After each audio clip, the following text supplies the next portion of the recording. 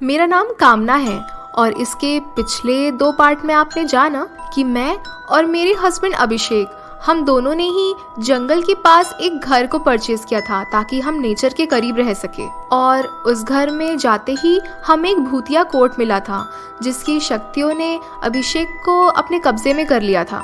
बहुत ज़्यादा दिन तक परेशान रहने के बाद मैंने और मेरी मेड कमला ने हम दोनों ने मिलकर उस कोट को जला दिया था, जिससे मेरे हस्बैंड पूरी तरह से ठीक हो गए थे। पर ये सब हो जाने की वजह से हम काफ़ी परेशान भी थे और इस कोट के पीछे का राज जानना चाहते थे। आखिर इस कोट का राज क्या है, आइए जानते हैं।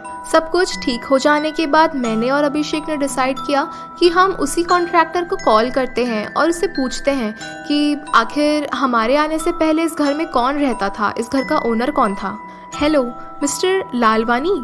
हाँ जी, मैं ही बोल रहा हूँ, बताइए। जी, हमने करीब 1-1.5 हफ्ते पहले ही आपसे एक घर परचेज किया था जो नेचर के पास है, यानी जंगल के पास। हाँ जी, मुझे बहुत अच्छे से याद है, हमारी बहुत अच्छी डील हुई थी।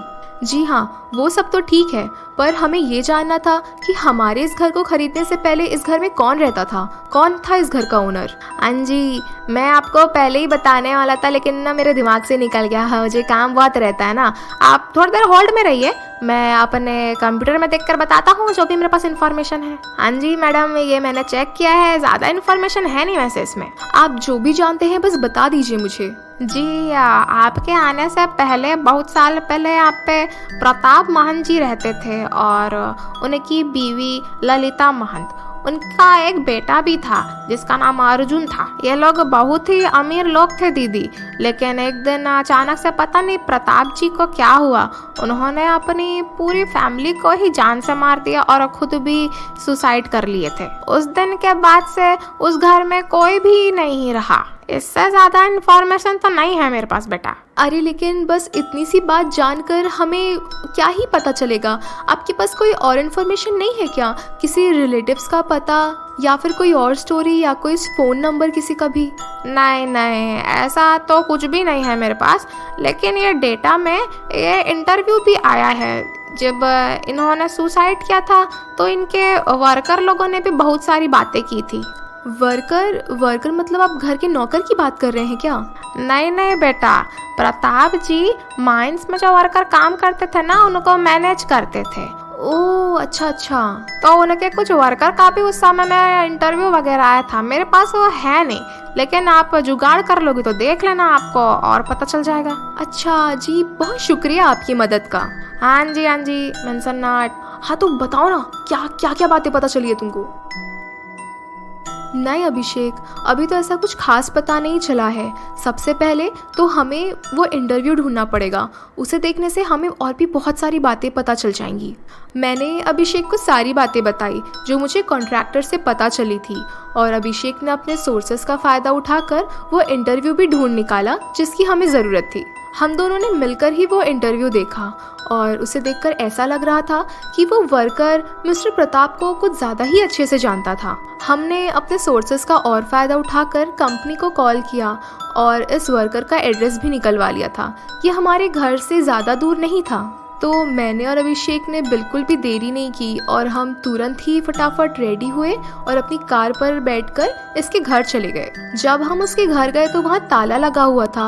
हमें समझ में ही नहीं आया कि ये कहाँ गए हुए हैं, तो हमने पड़ोसियों से बात की और उनसे पता चला कि वो किसी काम से बाहर गए थे। पड़ोसियों से बात करते समय ही वो वर्कर वापस अपने घर आ गए और वो उम्र में थोड़े बुजुर्ग हो चुके थे। उनका नाम राजेश था। हेलो राजेश जी, नमस्ते। नमस्ते, पर कौन हो बेटा तुम? जी राजेश अंकल, ये मेरे हस्बैंड है अभिषेक और मैं कामना। हमने हाल ही में वो जंगल के पास जो घर है उसे परचेज किया था ताकि हम थोड़ा नेचर के करीब रह सके, पर उस घर में हमारे साथ बहुत बुरे हादसे हुए हैं और हमने इंटरव्यू भी देखा है आपका और उसे देखकर ऐसा लगता है कि आप उस घर के बारे में हमसे ज़्यादा जानते हैं, तो हम बस वही जानने आए हैं। बस, अब मैं और कुछ नहीं सुनूंगा। मैंने अपनी बातें बहुत पहले ही बता दी थी, लेकिन सबने मुझे पागल कहा और किसी ने मेरी बात का यकीन नहीं किया। अब मैं वापस उन सभी बातों के बारे में बात नहीं करना चाहता। तुम चले जाओ यहीं से अभी। देखिए प्लीज़ आप ऐसा मत कहिए, आप जो भी हमें कहेंगे हम वो हर बात का यकीन करेंगे, क्योंकि हमने भी उस घर में ऐसी बहुत सारी चीज़ें देखी जिस पर हमने कभी बिलीव नहीं किया था। ठीक है, घर के अंदर चलो। राजेश जी ने हमें अपने घर के अंदर बैठाया और फिर विस्तार से हमें सारी बातें बताई।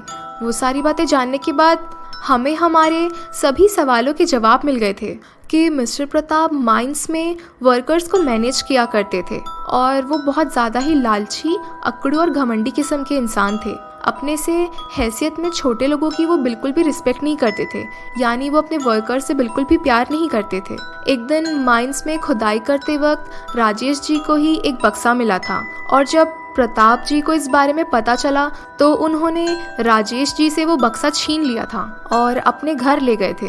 राजेश जी को बस ये जानना था कि उस बक्से में क्या है, तो वो ये बात जानने के लिए उन्होंने प्रताप जी का पीछा किया और पीछा करते करते वो उनके घर तक पहुंच गए थे। उन्होंने खिड़की से देखा कि किचन में उनकी वाइफ काम कर रही थी और उनका बेटा अर्जुन टीवी देख रहा था, और तभी उन्होंने वो बक्सा खोला जिसके अंदर से उन्हें एक कोट मिला था। वो कोट प्रताप को बहुत ज़्यादा ही पसंद आया था कि उन्होंने उसे तुरंत ही पहन लिया।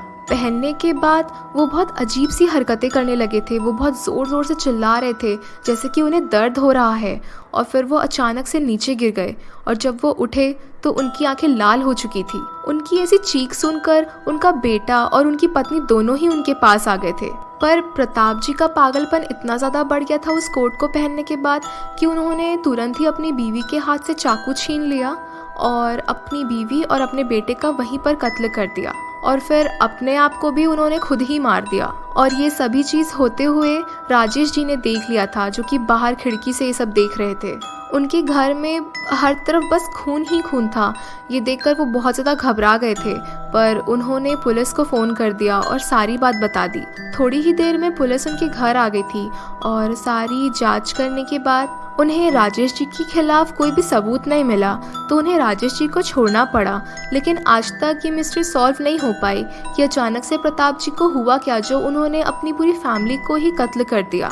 जब राजेश जी ने सारी बात बताई पुलिस को उस कोर्ट के बारे में, तो पुलिस उन पर बहुत बुरी तरह से हंसने लगी थी, पर एक तरह से डर भी रही थी कि उस कोर्ट के साथ क्या किया जाए। तो पुलिस ने ही उस कोर्ट को ऊपर के रूम में अलमारी में बंद कर दिया था, और फिर उसके बाद से बहुत सालों तक वहाँ पर कोई रहने नहीं आया था, तो इस बात पर कोई चर्चा भी नहीं हुई थी। लेकिन अनफॉर्चुनेटली कुछ साल के बाद हम उस घर में चले गए थे।